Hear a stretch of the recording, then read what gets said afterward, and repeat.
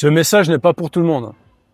Écoute bien ce qui suit. Tout le monde s'en tape de la matière que tu as étudiée, la littérature, la biologie, tout ce que tu veux. L'intérêt d'un diplôme universitaire, c'est de montrer à un employeur potentiel que tu t'es pointé au même endroit, 4 ans d'affilée, que tu as accompli un certain nombre de tâches relativement bien, et en temps voulu, et que s'il t'engage, il y a quand même une bonne chance pour que tu te pointes au boulot tous les jours et que tu fasses pas couler sa boîte.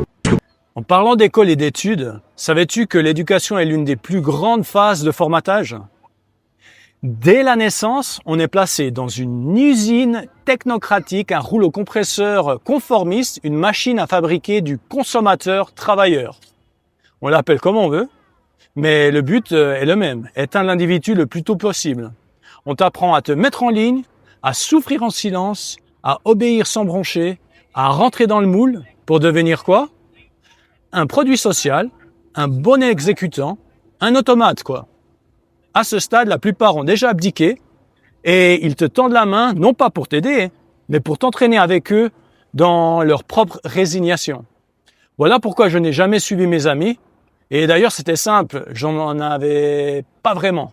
Parce que les amis non conscients sont souvent des programmes vivants qui te ramènent exactement vers ce que tu essayes de fuir.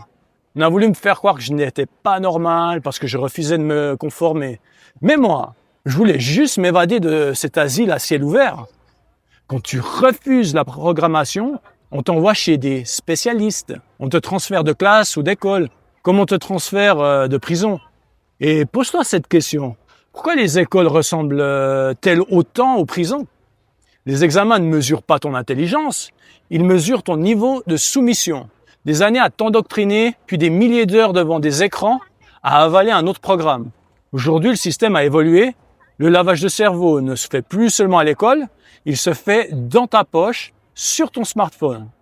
Il bombarde ton attention, il te vole ton temps, tes pensées et tes désirs. Il décide à ta place ce que tu dois vouloir et comment tu dois vivre. Il te garde distrait pour que tu n'aies jamais le temps de créer ta propre réalité. Et c'est bien pour ça qu'il est temps de reconnaître tes programmations. Si ce que je dis résonne, fais le petit test dans le descriptif. Et si tu veux aller plus loin, écris simplement déprogrammation dans les commentaires. Je t'écrirai en privé pour t'offrir un appel gratuit de 20 minutes afin d'identifier ce qui te conditionne encore et ce qui demande à être libéré. Je te souhaite une belle vie. À bientôt. Mouah.